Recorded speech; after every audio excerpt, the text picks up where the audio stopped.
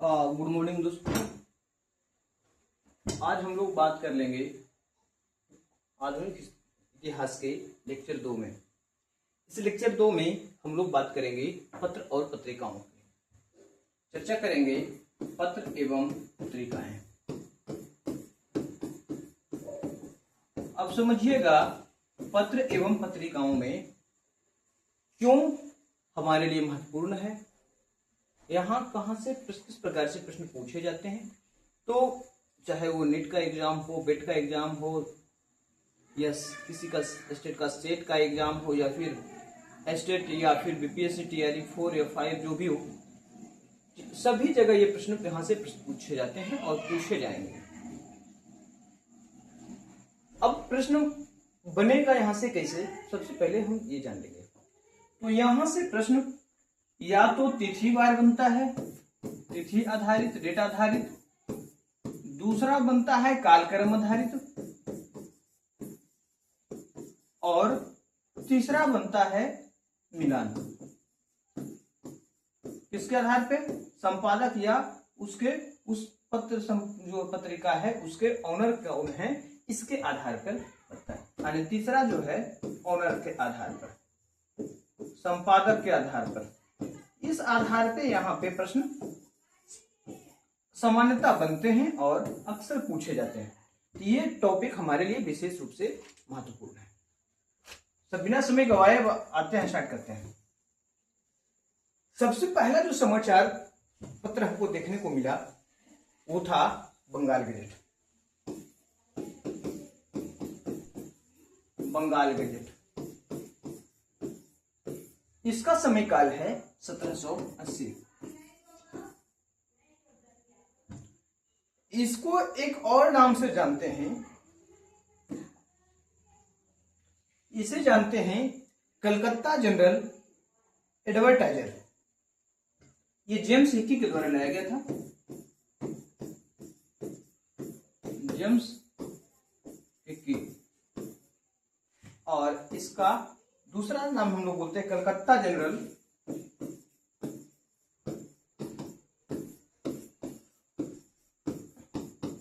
Advertiser.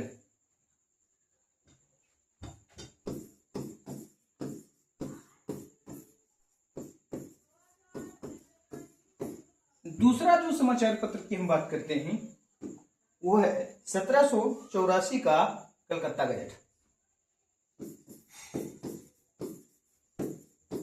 Calcutta gazette 1784। इसके बाद आता है the Bengal journals.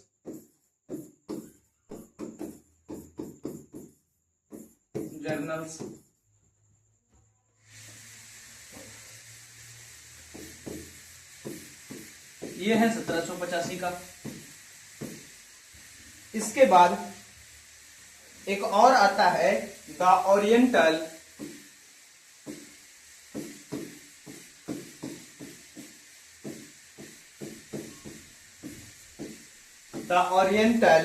Magazine of Calcutta.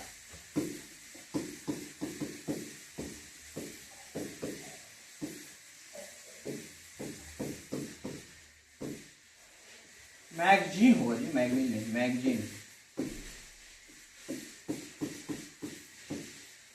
Magazine of Kolkata.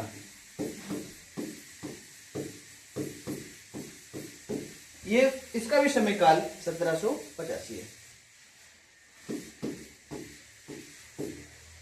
और इसके बाद आता the Calcutta Chronicle. The Calcutta Chronicle,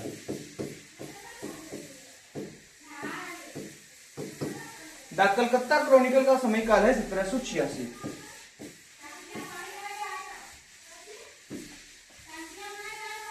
इसके बाद the Madras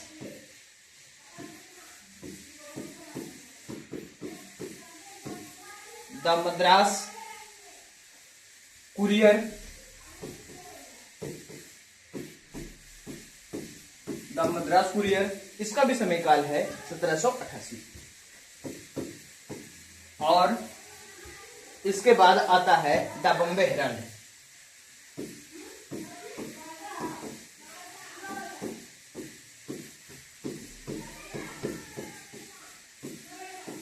the Bombay Herald ये है 1789।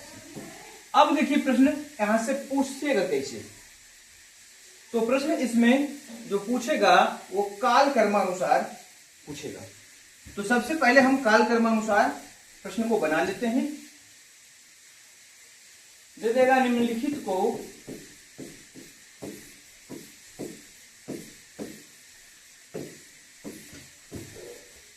काल कर्मानुसार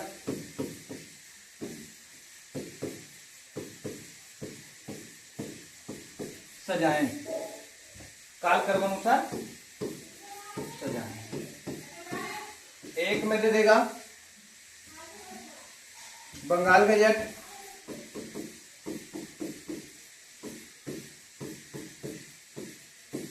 दूसरा कलकत्ता गजट,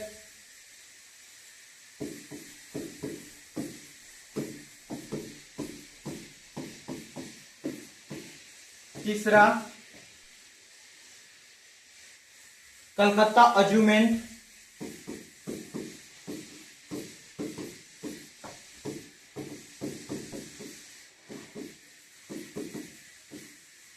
और चौथा आपका द बंगाल जर्नल्स।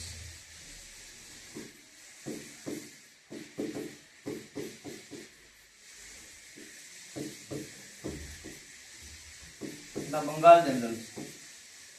अब पूछ देगा काल कर्मानुसार सजाएं। Option number 1, 1 2 3 4। Option number B 1 2 4 3। Option number 1 4 3 2। Option number D 4 3 2 और 1। अभी पूछ देगा कालक्रम में शुरू प्रारंभ से अंत तक कौन है, या प्रारंभ से अंत तक कौन कौन आएगा।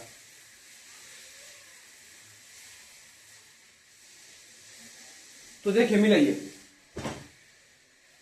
Bengal gazette 1780, Calcutta gazette 1784,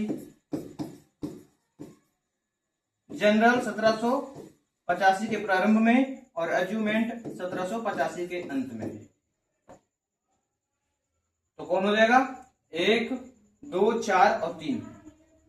option number B हमारा उत्तर सही होगा। ठीक है, इसी प्रकार से एक और प्रश्न की ओर हम चलते हैं। निम्नलिखित को काल कर्मानुसार सजाएं।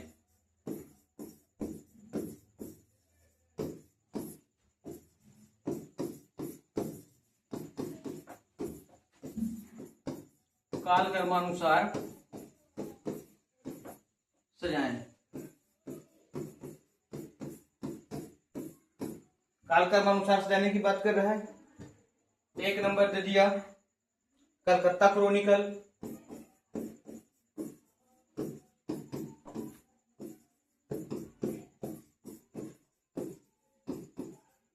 दूसरा नंबर दे दिया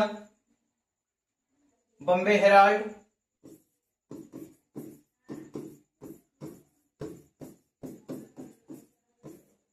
तीसरा नंबर दे दिया कलकत्ता गजट,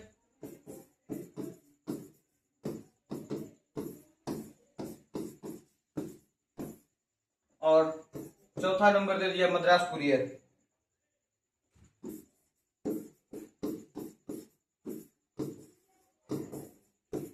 अब ऑप्शन में मिलाइए इसको। ऑप्शन नंबर ए में बनाया है 1 2 3 4। ऑप्शन नंबर बी में बनाया है 3 1 2 4। ऑप्शन नंबर सी में बनाया है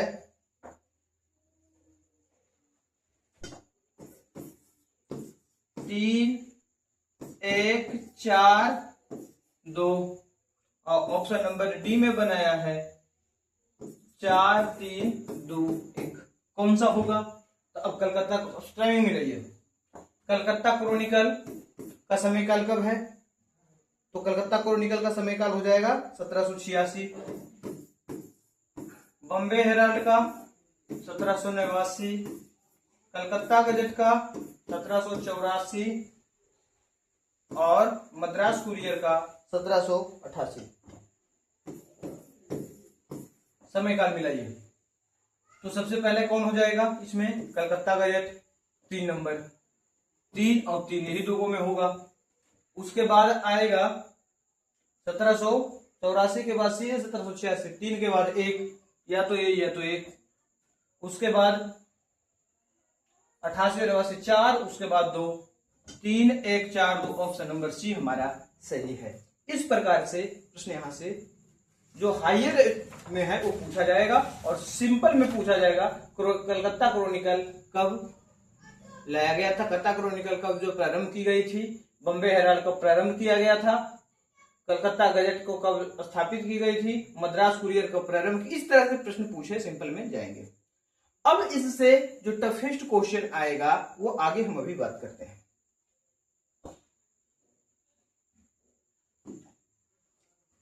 इसके बाद कुछ और महत्वपूर्ण पत्र पत्रिकाएं हैं जिसकी हम अभी चर्चा कर लेते हैं। सबसे इससे बाद आता है इंडियन मिरर।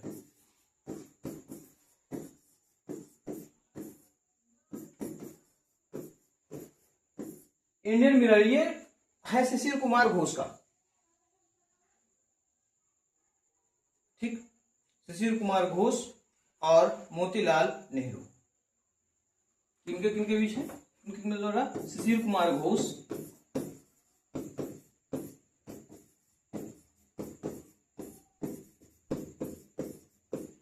और मोतीलाल नेहरू।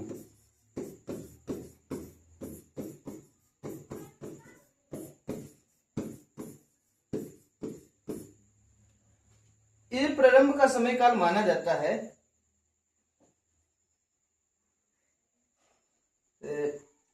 आपका शिशिर कुमार घोष और कौन सा इंडियन मिरर है ना, ये 1861 शिशिर कुमार घोष, इंडियन मिरर में शिशिर कुमार घोष नहीं आएंगे, मनमोहन घोष और देवेंद्रनाथ टैगोर है। सॉरी, शिशिर कुमार घोष और मोतीलाल नेहरू है किसमें? ये है अमृत बाजार पत्रिका में। इसका नाम भी मिटा दो। ये किसमें, ये किनका है? अमृत बाजार पत्रिका का है।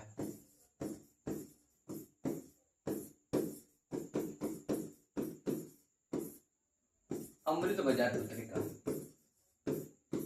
और ये अमृत बाजार पत्रिका का समयकाल है 20 फरवरी 1868।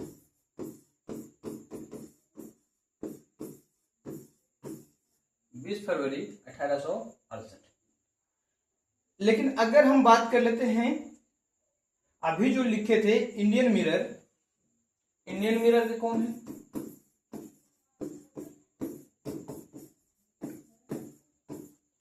तो इंडियन मिरर के हैं मनमोहन घोष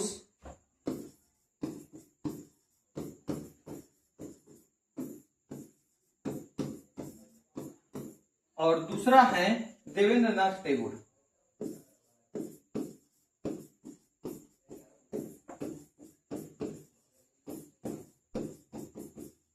ये दो लोग इसमें शामिल हैं और ये इंडियन मिरर आया था 1861 में।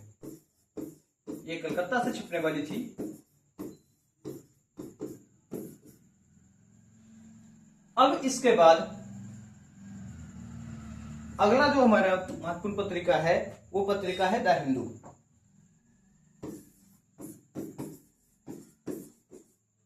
ये अंग्रेजी में छपने वाली पत्रिका थी। ये 20 सितंबर 1878 से प्रारंभ हुआ था।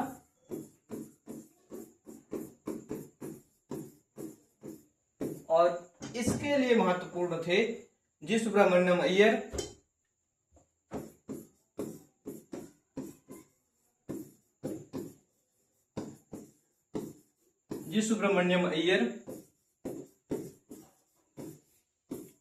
और दूसरा व्यक्ति इसके लिए महत्वपूर्ण थे, उनको हम बोलते हैं राघवाचारी।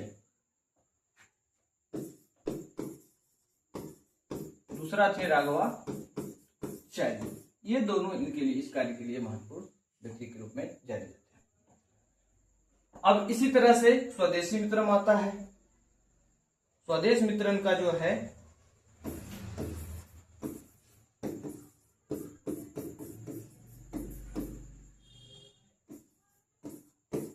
ये 1882 में छपा था, प्रारंभ किया गया था, और ये तमिल भाषा के लिए फेमस था। तमिल भाषी कौन थे इसके लिए? जी सुब्रमण्यम।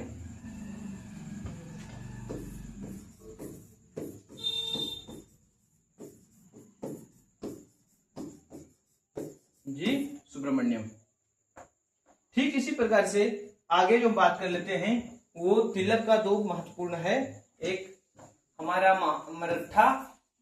मराठा या इसको कहते थे महारट्टा,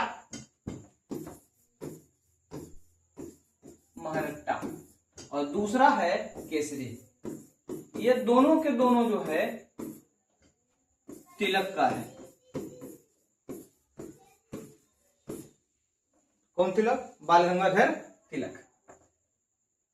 इसका प्रारंभ का जो समय काल है महारट्टा या मराठा का जो हम समय काल बता रहे हैं वो 2 जनवरी था। देखिए इसलिए ये महत्वपूर्ण है। 2 जनवरी 1881 और 2 दिनों के बाद यानी 4 जनवरी 1881 में इसको प्रारंभ किया गया। अब 2 महत्वपूर्ण बात है कि जो मराठा दिख रहा है वो मराठा में लिखा नहीं जाता था, और जो केसरी है उसको मराठा में लिखा जाता था। मराठा को जो है अंग्रेजी में और केसरी को मराठा में भाषा में छापा गया था। ये जो मराठा था ये किस भाषा में था? इसका भाषा छपने का था अंग्रेजी, और ये केसरी जो था ये केसरी छपता था मराठी में। यही फंसाने के लिए प्रश्न पूछता है। अब 2 महत्वपूर्ण है कालक्रम में, पहले केसरी बाद में मराठा, केसरी मराठी में और मराठा अंग्रेजी में। 2 दिनों का अंतर है दोनों को प्रारंभ करने में। केसरी को प्रारंभ किया गया 4 जनवरी को और मराठा को प्रारंभ किया गया 2 जनवरी को।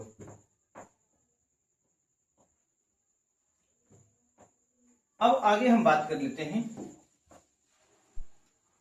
बंगाली। बंगाली या बंगाली जो है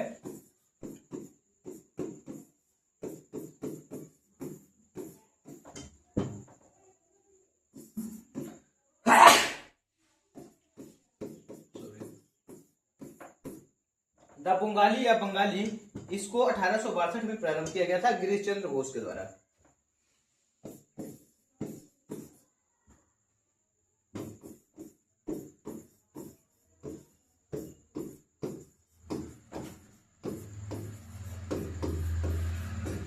गिरीश चंद्र घोष के द्वारा इसको प्रारंभ किया गया था। क्लियर है? और इसी पत्रिका को 1882 में सुरेंद्रनाथ बनर्जी ने खरीदा और इसके संपादक बने। तो नोट में लिखिएगा कि 1882 ईस्वी में सुरेंद्रनाथ बनर्जी ने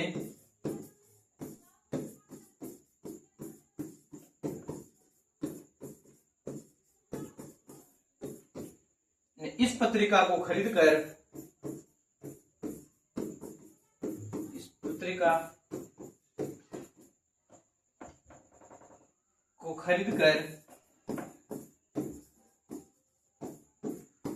इसके संपादक बने।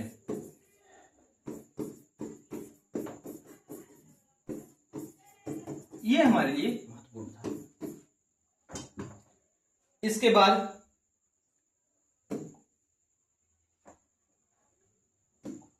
इसके बाद आगे आएगा सुधारक।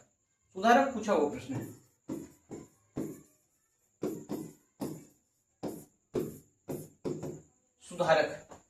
सुधारक जो है ये आगरकर के द्वारा किया गया था जब वो मराठा से अलग हो गए थे। मराठा पत्रिका का ये संपादक हुआ करते थे और मराठा से अलग होने के बाद इन्होंने एक पत्रिका निकाला जिसको सुधारक बोलते हैं। ये निकाला गया था 15 अक्टूबर 1888 को।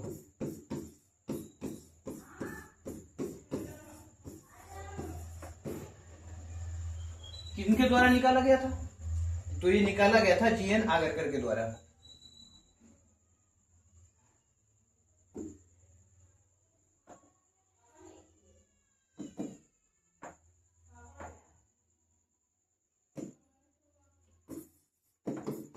जीएन आगरकर, जीएन आगरकर के द्वारा ये निकाला गया था। इसके बाद आता है voice of India. The voice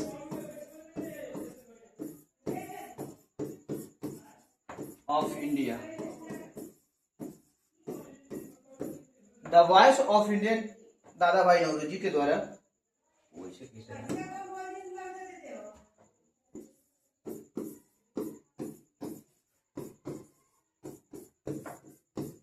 दादा भाई नौरोजी के द्वारा निकाला गया था। और ये कब निकाला गया? ये 1883 में। इसी के साथ साथ इनके द्वारा और भी पत्रिकाएं निकाली गई है जिसमें कि नाम आता है रफ्त गुफ्तार। ये पहले ही निकाला गया था। देखिए रफ्त गुफ्तार की अगर हम बात कर लेते हैं, दादा भाई नौरोजी के रफ्त गुफ्तार बहुत ज्यादा चर्चित है। रफ्त गुफ्तार जो निकाला गया था वो 1851 में, और दैनिक रूप से ये नियमित रूप से काम करने लगा। दैनिक रूप से ये कार्यरत हो गया 1854 से, सॉरी 1854 से, यानी निकला 1851 में और दैनिक रूप से कार्य करना शुरू किया ये 1854 से। इसके साथ एक और महत्वपूर्ण पत्रिका है जिसका नाम हम लोग जानते हैं रियान। रियान पत्रिका को जो निकाले थे वो थी अरुणा असफ अली। अरुणा असफ अली, वही अरुणा असफ अली जिसका विशेष योगदान है 1942 के भारत छोड़ो आंदोलन में। महिला ब्रिगेड में अगर 1942 में अगर किन्हीं का योगदान है विशेष रूप से चर्चित माना जाता है, अरुणा असफ अली को माना जाता है। इसके बाद आता है ज्ञान प्रकाश। ज्ञान प्रकाश पत्रिका का संपादक जो है, संस्थापक हुआ करते थे केटी रनाडे। केटी रनाडे, और माना जाता है कि ये 12 फरवरी 12 फरवरी 1849 से ये अपना प्रारंभ हुआ। और इसके संस्थापना में एक व्यक्ति की विशेष भूमिका थी जिसको हम लोग कहते हैं गोपाल हरि देशमुख। यानी कि ज्ञान प्रकाश को स्टार्ट करने में सबसे ज्यादा जो भूमिका थी वो थी गोपाल हरि देशमुख का।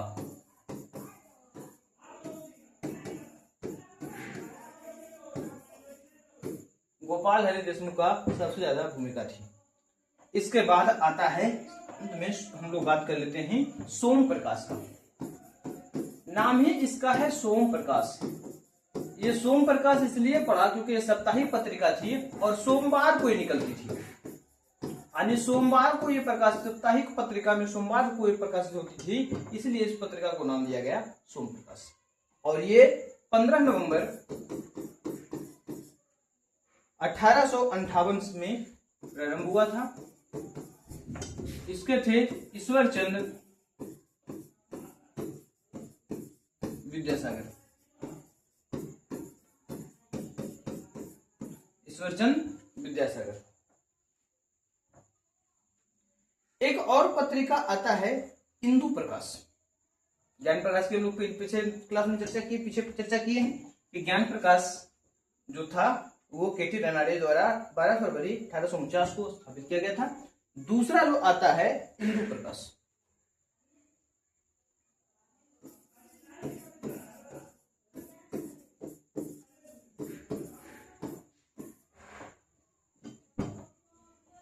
इंदु प्रकाश के संस्थापक थे विष्णु परशुराम पंडित। विष्णु परशुराम पंडित, विष्णु परशुराम पंडित, और ये प्रारंभ हुआ था 1862 में। माना जाता है कि इंदु प्रकाश को जो प्रारंभ कराने में कुछ महत्वपूर्ण लोगों की भूमिका थी। कौन कौन? जैसे कि R D Ranade, MG Ranade, NG Chandavarkar और केजी देशपांडे। ये महत्वपूर्ण है कि इंदु प्रकाश को प्रारंभ कराने में किनकी भूमिका थी। तो इंदु प्रकाश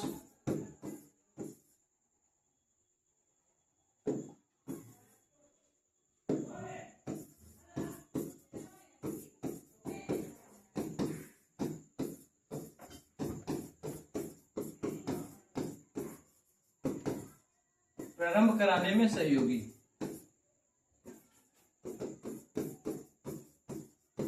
सहयोगी कौन कौन थे? आर डी रनाडे,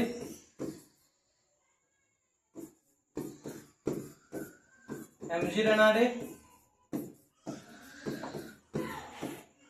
तीसरा एनजी चंद्रवारकर,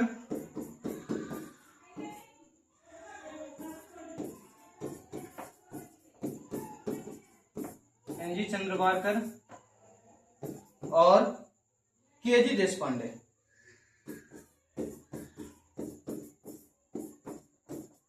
केजी देशपांडे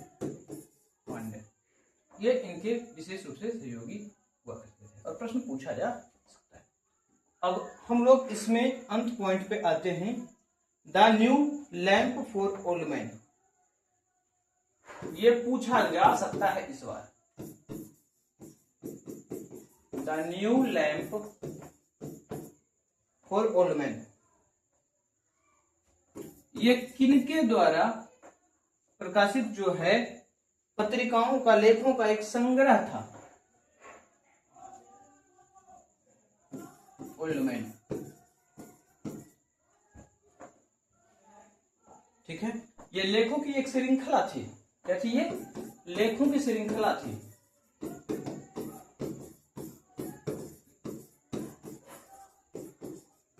और ये प्रारंभ के लेखन का काम करते थे अरविंद घोष।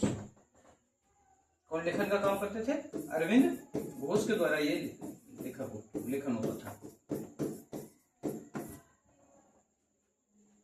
अब इसके बाद कुछ महत्वपूर्ण उपन्यास है या फिर नाटक है, इसके विषय में भी 2-4 मिनट में चर्चा करते हैं और ये सेशन को यहीं समाप्त करेंगे। आइए, तो सबसे पहले हम लोग बात कर लेंगे आनंद मठ।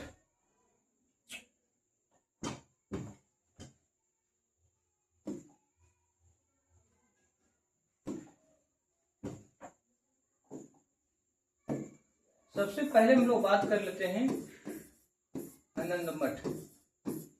आनंद मठ को बंकिम चंद्र चटर्जी के द्वारा लिखा गया था 1882 में, इसको माना जाता है। दूसरा आता है भोरेलो अग्नि।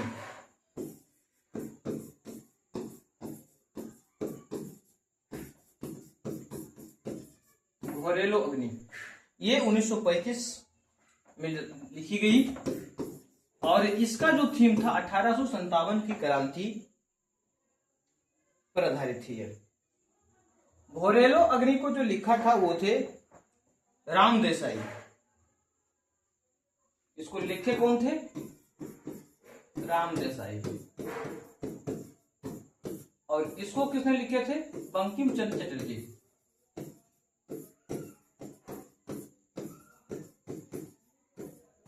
बंकिम चंद्र चटर्जी। इसी तरह से और भी है, जैसे कि मूनगम ओपस। मूनगम ओपस ये लिखा भी गया था राम देसाई के द्वारा ही। ठीक दूसरी तरह से एक और है मोनहरा रजनी। मोनहरा रजनी ये लिखा गया था किनके द्वारा? ये 1931 में गिरिजा देवी के द्वारा लिखा गया था। किसके द्वारा? मोनहरा रजनी जो लिखा गया था, ये लिखा गया था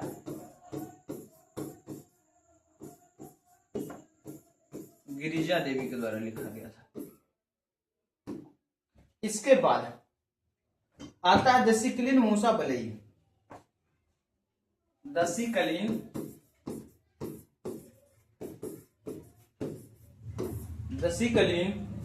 मूसा बलई, नाम इसे बड़ा खतरनाक है।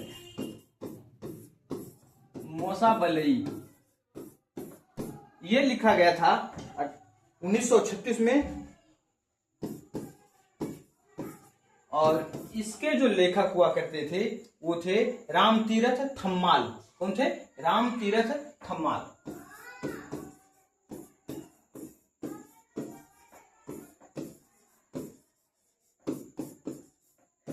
रामतीरथ थम्माल इसके लेखक हैं। अब दो और ऐसे हम नाम देंगे जिनका उपन्यास विशेष रूप से चर्चित है और अक्सर एग्जाम में, नेट एग्जाम में या फिर जो है स्टेट एग्जाम में या बीपीएससी एग्जाम में पूछ दिए जाते हैं। कौन कौन है? एक नाम आएगा प्रेमचंद्र और दूसरा नाम आएगा फणीश्वरनाथ रेणु। तो सबसे पहले हम बात करते हैं प्रेमचंद का। प्रेमचंद ये वही प्रेमचंद है,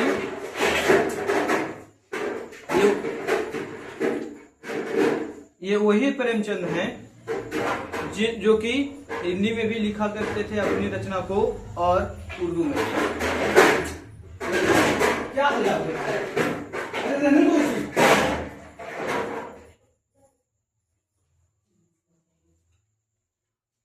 जिनकी रचना हिंदी में भी है और उर्दू में। हिंदी में ये धनपत राय, और ये जब उर्दू में लिखा करते थे तो नवाब राय के नाम से लिखा करते थे। अब इनकी रचना की हम बात कर लेते हैं। तो एक है देवस्थल रहस्य। देवस्थल रहस्य ये आया था 1905 में। दूसरा है प्रेमा, ये 1907 में। ठीक उसी तरीके से वरदान,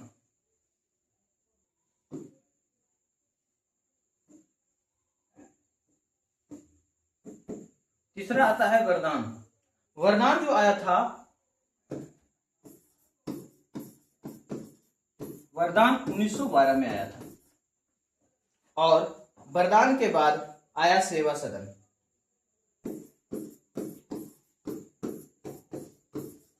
सेवा सदन 1918 में, और सेवा सदन के बाद आया प्रेम आश्रम।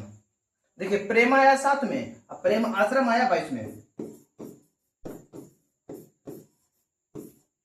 1922 में। इसके बाद प्रेम आश्रम के बाद आया रंगभूमि,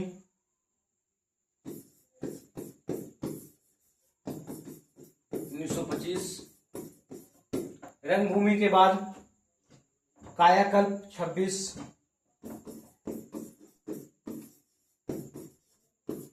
1926। और कायाकल्प के बाद आया निर्मला।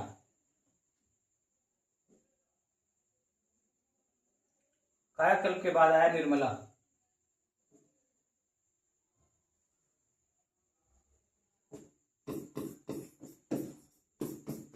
निर्मला आया 1927 में, और निर्मला के बाद भी आया प्रतिज्ञा।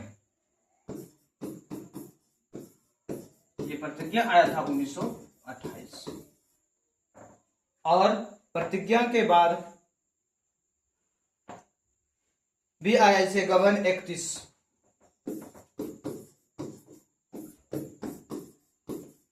कर्मभूमि 1932,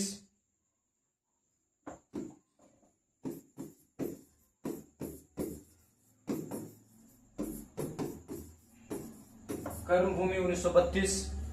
ठीक गोदान 1936, कब आया? 1936 में आया। और अंतिम में इनका आया था मंगलसूत्र, जो कि अपूर्ण रहा। यानी अंतिम क्षण तक, मरते दम तक इन्होंने लिखने का काम किया। और अंतिम जो था 1936 में ही जो है ये मंगलसूत्र को पूर्ण करते करते मर गए। देहावसान हो गया और ये मंगलसूत्र अपूर्ण रह गया। तो यह था मुंशी प्रेमचंद्र की महत्वपूर्ण रचना। अब दूसरा जो नाम आता है वो आता है फणीश्वर नाथ रेणु। तो आगे हम बात कर लेते हैं फणीश्वर नाथ रेणु का।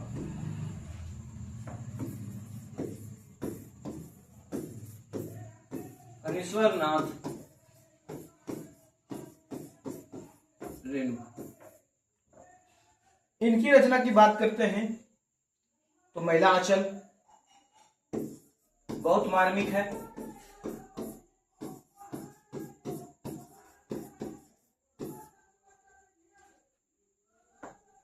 परती कथा,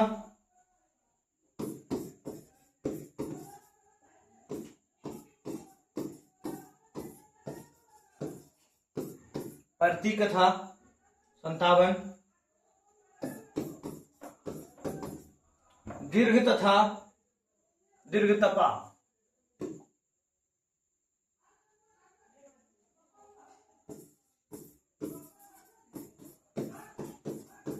ये 1963, जुलूस 1965,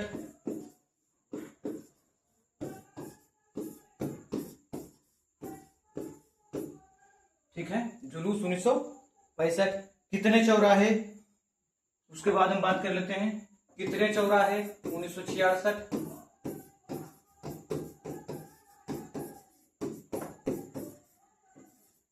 कितने चौराहे 1966। और एक और हम लोग बात करते हैं कलंक मुक्ति 1972।